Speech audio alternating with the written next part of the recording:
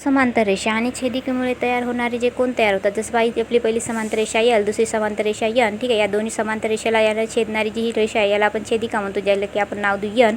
तर यांच्यामुळे जे इथं कोण तयार होत आहे ABCDEFG हे सगळे जे काही मी नाव दिले, तर ह्या कोणांना काय म्हणतात, जे की दोन समांतर रेषा आणि छेदिकेमुळे तयार होणारे रेषे आपल्याला कोण किती येत आहे, त्यांचे नाव काय आणि त्यांचा प्रकार काय ते आता आपण पाहूया.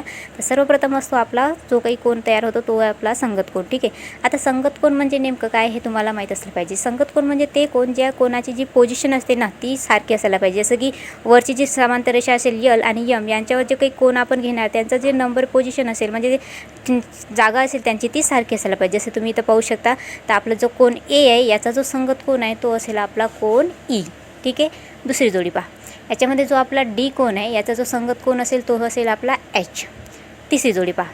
याच्यामध्ये जो आपला सी कोण आहे याचा जो संगत कोण असेल तो असेल जी. त्याच्यानंतर चौथी जोडी ज्याच्यामध्ये जो आपला कोण बी आहे याचा जो संगत कोण असेल तो असेल एफ. हे झाले सगळे आपले संगत कोणाचे प्रकार. ठीक आहे, आणि ह्या जे काही संगत कोण असतात यांचे सर्वांचे माप हे सारखेच असतात.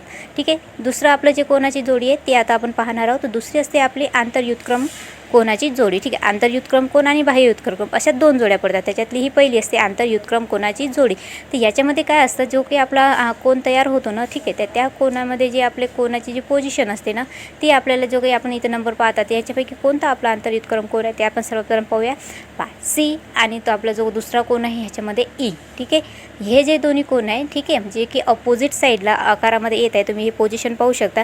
तर ज्याच्यामध्ये आपल्याला झेड, ठीक आहे, इंग्रजीतला जो अक्षर आहे झेड याच्यामध्ये आपला असा कोण मिळतो त्या कोणांना म्हणतो आपण आंतरयुत्क्रम कोण. ठीक आहे, तर याच्यामध्ये आपल्याला दोन आंतरयुत्क्रमाच्या जोड्या मिळतात. तर ठीक आहे, तर पहिली जोडी ही आहे आपली. आता दुसरी जोडी पहा. तर याच्यामध्ये आहे आपली बी आणि आपला एच. ही झाली आपली आंतरयुत्क्रम कोणाची दुसरी जोडी. याचप्रमाणे असतं आपलं बाह्य युत्क्रम कोण. ठीक आहे, तर आता बाह्य युत्क्रम कोण कोणते तर ते आपण पाहणार आहोत. तर चला पहिले तर लिहून घेऊया आपण बाह्य युत्क्रम कोण. जसा की आपला आंतरयुत्क्रम कोणामध्ये विरुद्ध कोण आपण जसे पाहिले आणि झेड अक्षर मिळतो, त्याचप्रमाणे बाहेरच्या साईडला तयार होणारे जे आपले कोण असणार ठीक आहे त्यांना आपण बाह्य युत्क्रम कोण म्हणणार.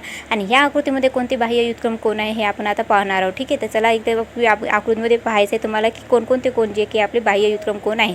तर वर पाहू शकता जो की आपला कोण डी आहे. ठीक आहे, तर याचा जो युत्क्रम म्हणजे बाह्य युत्क्रम कोण आहे तो असतो आपला एफ. त्याच्यानंतर जो ए आहे आपला कोण एचा जो बाह्य युत्क्रम कोण आहे तो असतो आपला जी. ठीक आहे, हे झालं आपल्या बाह्य युत्क्रम कोणाच्या जोड्या. तुम्ही इथं पाहू शकता, इथं मी दोन्ही जोड्या इथं लिहिलेल्या आहे. तर हे झाले आपले हे 3 प्रकार. आणखीन एक प्रकार आहे, तो प्रकार म्हणजे कोणता ते आता आपण पाहणार आहोत. हे जे काही सगळे कोण पाहता यांचे जे जितके काही माप आपल्याला या रेषेवर दिले असतील जो की आपल्या समांतर रेषेवर असतील त्या सगळ्यांचे माप हे सारखेच असतात. तर चला आपण आता समोर पाहूया. आता चौथं कोण. ठीक आहे, आता चौथं कोण नेमकं कोणतं आहे चला ते आपण पाहून घेऊया. तर चला इथं मी लिहिते ते की चौथं जो कोण असते आपलं आंतरकोण. ठीक आहे, ज्या कोणाच्या म्हणजे कोण असतात ते आपल्याला जे काही आपल्या समांतर रेषा आहे त्यांच्या आतमधल्या बाजूला मिळतं त्यांना आपण आंतरकोण म्हणतो.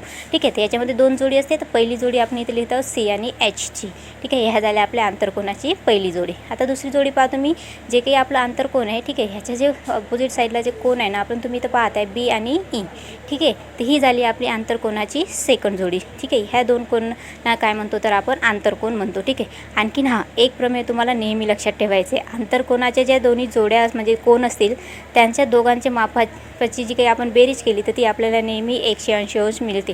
आणि हा प्रमेय तुम्हाला 9व्या वर्गामध्ये सुद्धा आहे की आंतरयुत्क्रमाच्या जोड्या हे नेहमी पूरक कोण असतात. ठीक आहे, म्हणजे यांच्या दोघांची जर आपण बेरीज केली तर आपल्याला 180 कोण हा जो काही नंबर आहे तो आपल्याला मिळतो. आणि याच्यावर सिद्धता केलेलं सुद्धा प्रमेय आहे.